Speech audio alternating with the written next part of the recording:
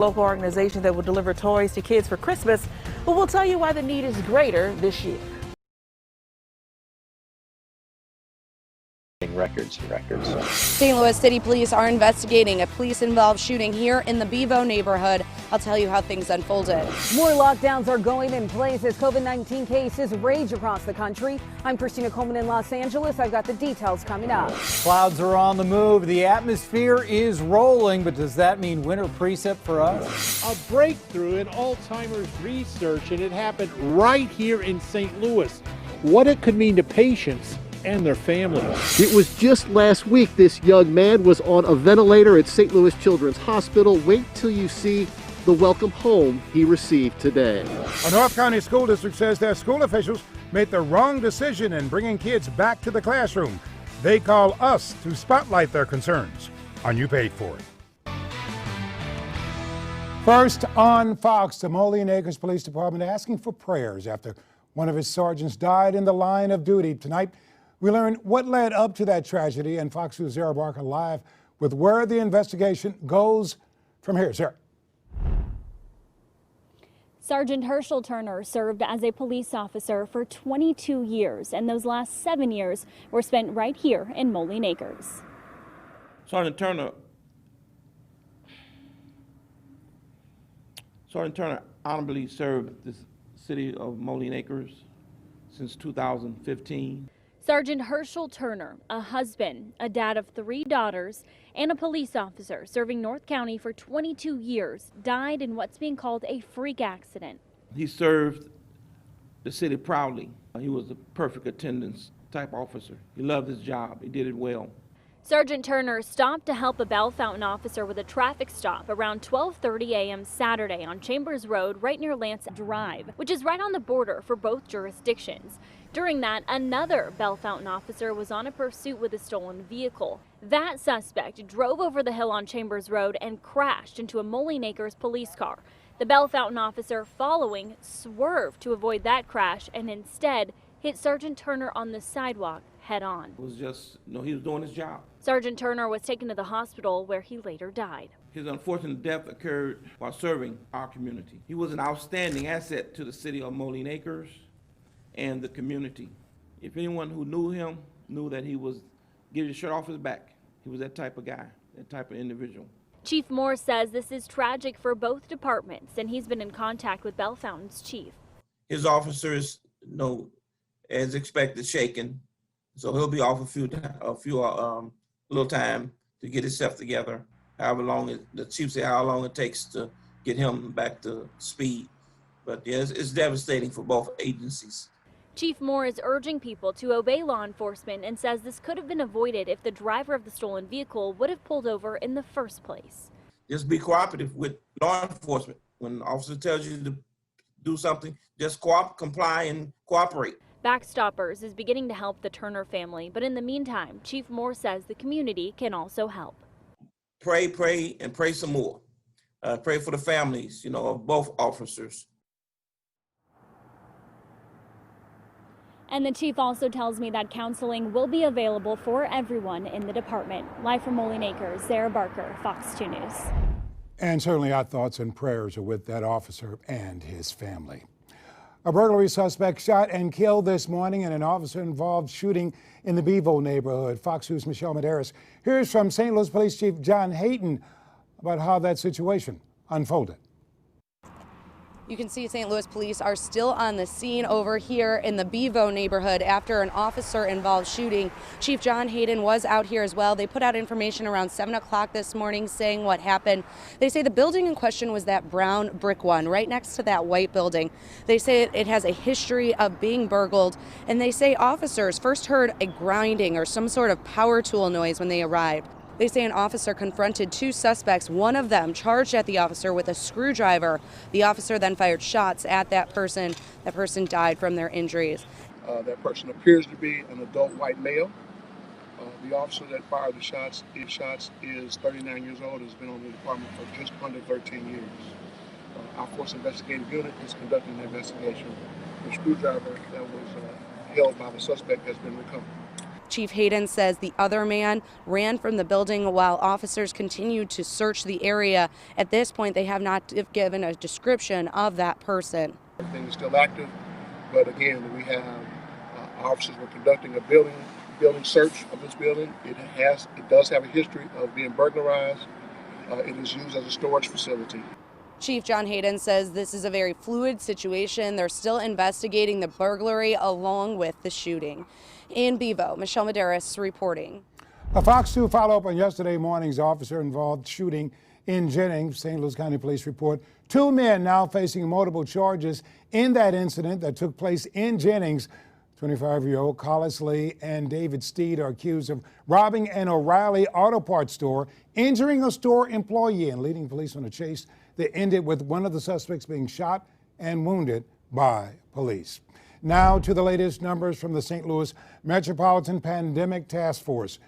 New hospital admissions decreased from 132 yesterday to 109 today. The 7-day moving average of hospital admissions decreased from 119 yesterday to 117 today, and the 7-day moving average of hospitalizations decreased from 920 yesterday to 912 today. Shipments of the coronavirus vaccine developed by American drug maker Pfizer and Germany's BioNTech have been delivered in the UK in super cold containers. Tuesday will be the start of Britain's biggest ever immunization program. Around 800,000 doses of the vaccine are set to be ready. British Health Secretary Matt Hancock has reportedly dubbed Tuesday V-Day, a nod to triumphs in World War II. Last week, the UK became the first country to authorize the Pfizer-BioNTech vaccine for emergency use. New tonight, security experts are warning Americans to be on guard and avoid any offers that sound too good to be true. Robocallers offering an early place in line to get a COVID vaccine with a payment. The Department of Homeland Security have been working on combating these coronavirus-related cons since April, analyzing more than 70,000 websites suspected of being involved in COVID-related fraud. Experts recommend check with your doctor about any claims and ignore calls that expect immediate action or payment. Starting tonight, millions of people living in California will be under new stay-at-home orders all the way through the Christmas holiday. Fox News correspondent Christina Coleman in Los Angeles with more. I came in to give last paychecks and bags of groceries to my employees. Business owners in California feeling frustrated as the state's new coronavirus shutdowns risk putting some of them out of business. The lockdown starting Sunday night and lasting for at least 3 weeks. This is time limited. It's based upon the facts. It's based upon what's happening on the ground. It's based upon epidemiology. Governor Gavin Newsom ordering all bars, hair salons, barbershops, casinos, and indoor and outdoor playgrounds to shut down. In regions of the state where available ICU beds falls below 15%. As of 11:59 Sunday night, that will include the San Joaquin Valley and all of Southern California. The new order instructs Californians to stay home as much as possible and stop mixing between households. It's overcrowded indoor restaurants and bars. It is multi-household indoor gatherings where we let our guard down. These are the things we need to protect against. Nationwide, states are facing a nightmare scenario as COVID cases and deaths reach record levels. We are at a very critical time right now about being able to maintain the resilience of our healthcare system. But medical officials insist relief is in sight, with hopes the FDA on Thursday will approve Pfizer's vaccine, which the company says appears 95% effective. There is also growing optimism on Capitol Hill. Congress may pass a $900 billion stimulus bill within weeks. The president has said he will support another stimulus bill, but he's waiting to see what lawmakers agree to first. Reporting in Los Angeles, Christina Coleman, Fox News. And right now, turning our attention to weather, here's a look tonight at the Gateway Arch and what's been a pleasant December day. Can we keep it rolling just like this? We're going to kick it to Glenn Zimmerman, who's going to give us an answer. Glenn. Yeah, we do have some definite pattern changes on the way. We'll get to that in just a bit. But in the meantime, today looking okay. Started with clouds, ended with some sunshine. Now clouds are back and we're at 40 degrees. Winds have lightened up, so no major wind chill. You see all of our live views showing mainly cloudy skies across the bi-state. A couple of waves dropping through, one well south, but the next one to our north is moving in through Iowa and western Illinois and dropping into the metro area tonight with that next batch of cloud cover. Rather thick, and with that front moving through, that little wave dropping across the bi-state, there may be just enough lift and temps may be cold enough by early in the morning. There could be a couple of snow flurries around. We'll certainly be watching for that. Possibility should not be a widespread issue, but there is a chill. There are 30s in spots, although 41 in Columbia. There's our 40 in Metro St. Louis, 34 in Springfield. Where it's clear in Mount Vernon, it's 26. 39 currently in Rolla. Our temps are going to drop back down to near the freezing mark tonight. Slow to warm. Let's watch for a few flurries with thick clouds for much of the night. But out the door early tomorrow morning, definitely going to need the big coats. The chill will be on for the first part of the day. It's a week of improvements across the bi-state. We'll have all the details coming up in a couple of minutes. All right, we'll check back with you. A breakthrough in Alzheimer's research, and it's happening right here in St. Louis. As Fox News' Rocky Matten reports, Washington University School of Medicine doctors say they've created a test which can determine with a great deal of accuracy if a person has Alzheimer's. It's incredibly exciting. Neurologist Dr. Randall Bateman is co-founder of the company C2N located in the Cortex District. Dr. Bateman says his blood test does a better job than more expensive tests like a spinal tap or PET scan of the brain. Bateman says numbers show his company's test is not only cheaper, $1,200, but more exact in detecting Alzheimer's. And having an accurate early diagnosis is quite important for the patient and their family members. It tells us what's going on and how to manage and treat it. If a person is diagnosed with the disease, which causes memory loss and mental problems, doctors can then begin the correct treatment immediately and possibly enter patients in drug trials or other studies. The test is in the process of getting FDA approval, but doctors across the country can use it now. The simple blood test has virtually no risk for patients. At the Missouri chapter of the Alzheimer's Association, they know how important this type of development can be. So we support the science behind moving this forward. She says Alzheimer's is underdetected and underdiagnosed. The test may change that for many people who learn they have it. They're able to get the right treatment and the right, and the right care. And we're at the epicenter of some of the best and the brightest research in the world. That was Fox News' Rocky Matten reporting. Dr. Bateman says he and his colleagues now searching for a way to prevent Alzheimer's.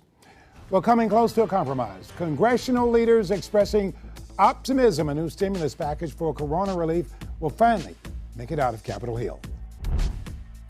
Sparks fly at the Georgia Senate runoff debate. I'm Jonathan Seri in Atlanta. I'll have details coming up. And some parents at a North County school district were up in arms over a decision to restart in-school learning for grade schoolers, why they didn't think there were enough precautions. On You Paid For It.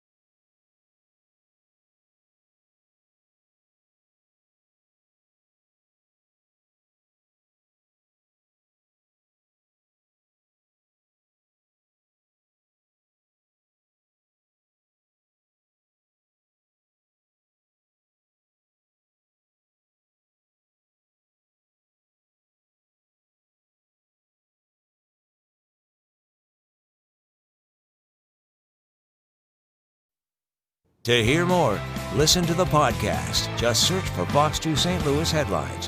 Republicans and Democrats today made the case for a $908 billion bipartisan stimulus bill. It's an attempt to find a middle ground on stalled negotiations. Senator Dick Durbin this morning said issues do remain, but he's confident they'll come to an agreement. The Republicans accepted $900 billion level. So we work to that number. If there is more money available, certainly I would want to see more help to the families across America. The bill would restore federal unemployment benefits that ended this summer, but at half the rate. States will get $160 billion and small businesses will get $288 billion. It does not include another round of $1,200 stimulus checks for every American. Senate Leader Mitch McConnell has yet to endorse the bipartisan bill, but House Speaker Nancy Pelosi says it's a good basis for negotiations. Rudy Giuliani has tested positive for COVID-19. The president tweeted the information this afternoon, telling Giuliani, his personal lawyer, to get better soon. Giuliani has been traveling the country pushing claims of widespread voter fraud. Most of the challenges have been dismissed, with judges finding no evidence to support them. On Wednesday, Giuliani appeared before a Michigan House panel. He then traveled to Atlanta on Thursday. Fox 2 is your local election headquarters. Georgia Republican Senator Kelly Loeffler facing off with her Democratic challenger Raphael Warnock on the debate stage as both parties look to increase voter turnout ahead of two critical January runoffs. Fox News correspondent Jonathan Siri with details. The Democrats want to fundamentally change America, and the agent of change is my opponent. A Sunday night showdown between Georgia's incumbent Republican Senator Kelly Loeffler and her Democratic challenger Raphael Warnock. I cannot stand by and let Georgians not know who my opponent is, how radical his views are, and how he would fundamentally change our country. Warnock pressing Loeffler on whether or not she thinks President Trump lost the election. My question is actually pretty simple. Yes or no? President Trump has every right to every legal recourse. Meanwhile, Democrat Jon Ossoff appearing next to an empty podium on the debate stage on Sunday after Senator David Perdue declined to take part. Your senator feels entitled to your vote.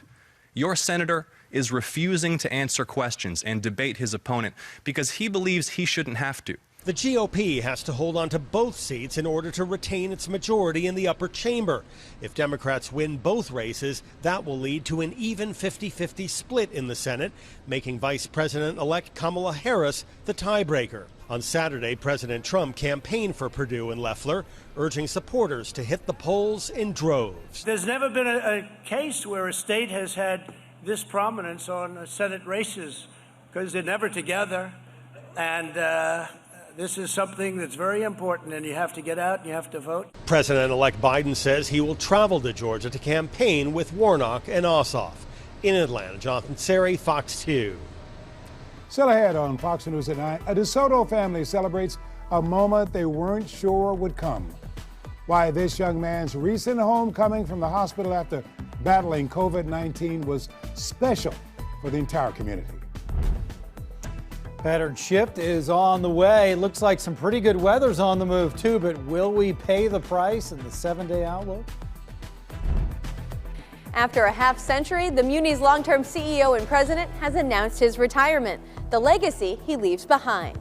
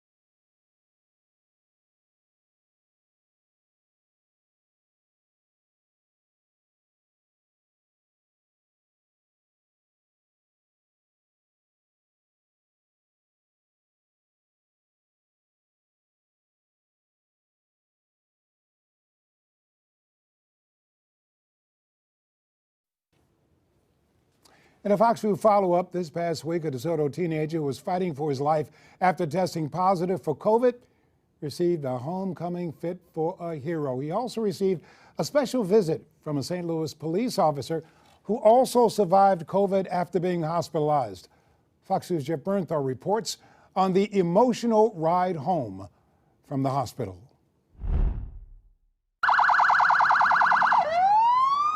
When Frida and Gary Mullins left St. Louis Children's Hospital, they had no idea so many first responders would be wishing their son well. From St. Louis to DeSoto, Derek's well-wishers lined the sides of highways and tops of bridges to welcome 17-year-old Derek Mullins home. Bommarito Automotive Skyfox capturing images of that ride home. Every overpass when we come by, there was more and more, and they're all standing out there waving and honking, and it was kind of tearful too, happy tears. Derek is a fighter. He's faced a host of medical challenges in his young life and has persevered through nearly a dozen surgeries. He recovered from COVID after developing pneumonia and spending 12 days on a ventilator. He loves firefighters, so when he was released from the hospital, firefighters came to him.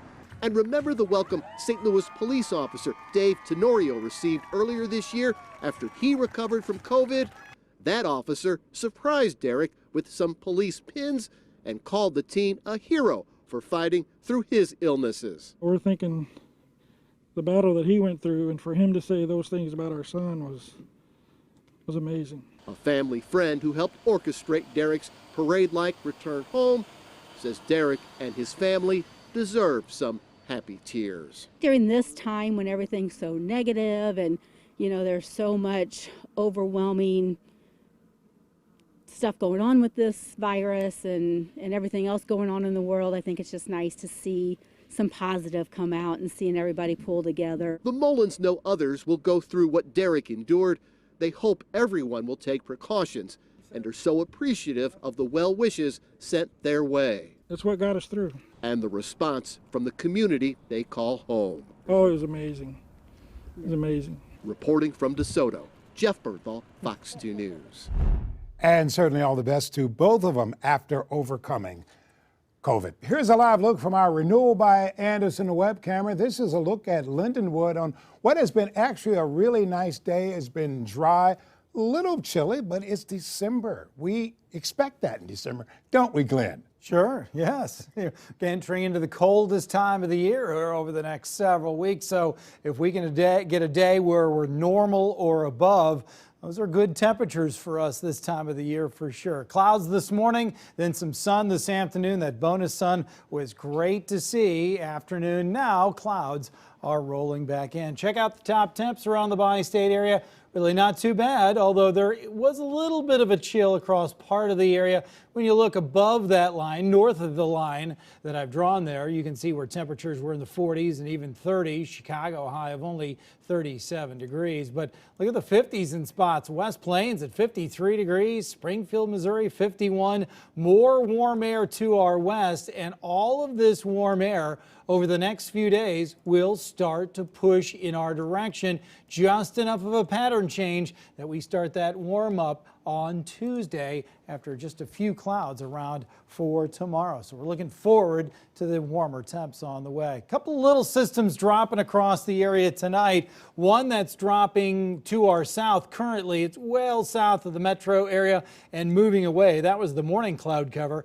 Next little wave is dropping into the Bi-State right now, so that's why we have a mostly cloudy sky tonight and into early tomorrow morning. We'll see thick clouds first thing, and with this little wave passing through, there could be a couple of snow flurries in a few spots. We'll definitely be cold enough for that. But as we go through the day, then watch the clearing take place. We'll see, I think, some sunshine in the afternoon, dry and quiet. And as we get into Tuesday, the setup is favorable for us. We'll see some sunshine coming our way and a nice warming wind to access some of those milder temps to our west. Lambert View this evening has been okay, dry and quiet, but you'll notice that cloud deck over the airport and over the metro area, it is rather thick once again. So we've got a mainly cloudy sky. But when you have a cloud blanket over St. Louis, temperatures don't drop off too fast, and that's the way we stand right now. Currently 40 degrees. Dew point at 30. Winds are calm currently, so no wind chill at the moment. Pressure is holding steady. So all good stats for this time of the year and this time of the day. Look at the high temperatures, exactly normal for the high and for the low, 45 and 29. The record 72, the record low is 3, so it can get pretty cold this time of the year, obviously, but nice to have a normal day across the bi-state. And it's still 41 in St. Charles. Lots of 30s now starting to show up, 37 in Union, 36 in Moscow Mills, also 36 in Alton and Scott Air Force Base, currently 35. Look at the clear sky in Mount Vernon. Currently 26 there. So clouds definitely make a difference across a lot of the bi-state area. They are rather thick. Big view shows there's not a ton going on. One system to our south, well to our south, kicking up some rain showers to the deep south and down into Florida. And that is part of the storm that rolled through here early this morning, now dropping south and east. Here's our next little system, a little clipper front dropping across the bi-state. But once it clears out of the region, clouds will start to break up tomorrow afternoon and new high pressure starts to build in. Highs tomorrow will be once again like today, pretty close to normal, probably low in mid 40s. Just depends on how quickly we can clear things out. Clouds are around tonight. A couple of flurries around tonight too. 32 for the overnight low with a northwest breeze. Tomorrow, clouds in the morning, but then some sun afternoon. Once again, we're near normal with a high of 45. And tomorrow night, clear skies and 30 for the overnight low. Extended forecast. Looks like we're going to see a nice stretch of weather. 50 for the high on Tuesday. Wednesday's high is 58, and we're close to 60 degrees on Thursday. Then rain is back Friday into Saturday. Some scattered showers around coming up this weekend and some cooler air too. Not going to complain about that. Thanks, Clint. Ready for his curtain call. Muni President and CEO Denny Reagan announces he's going to retire after a half century on the job.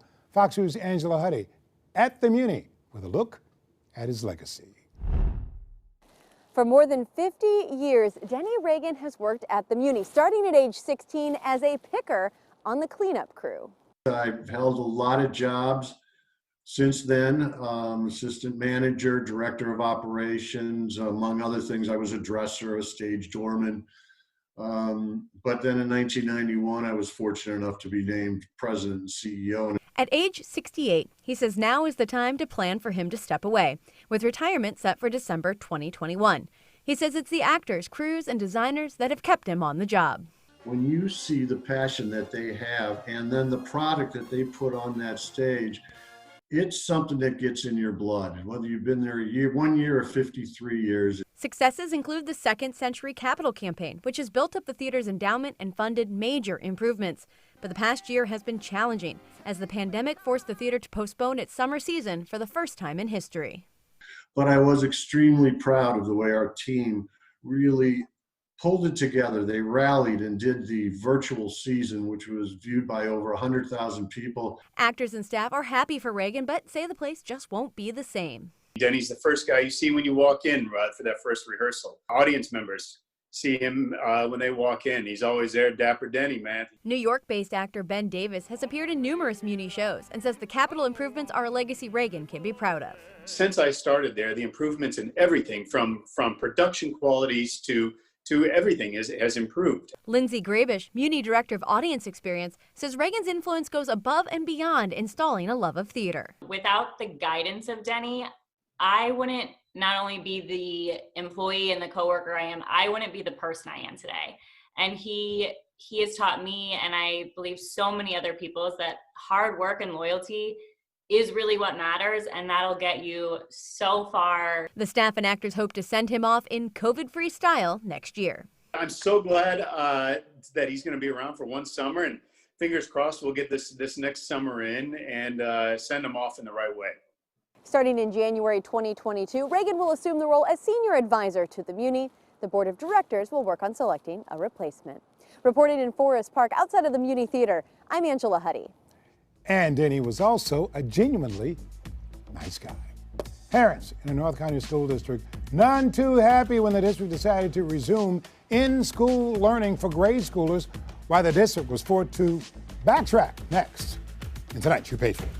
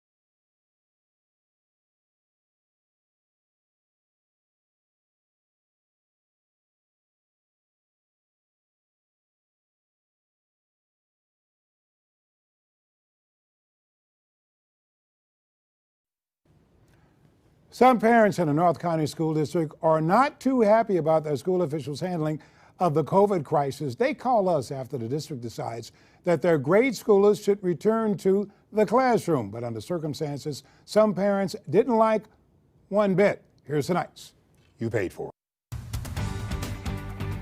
Some parents at the provisionally accredited Riverview Garden School District say they just weren't getting good answers from their school officials when they decided to let grade school kids return to in-school learning. I talked to Anthony Randall and other parents who didn't think the COVID protocols in the classroom were good enough to ensure their kids' safety. I think that it's possible that we may have about 21 children in per class on the way back, and that is not the CDC guidelines. There's no way that we could accommodate 20 children in one classroom, and they need to come forth. We need to know something as parents.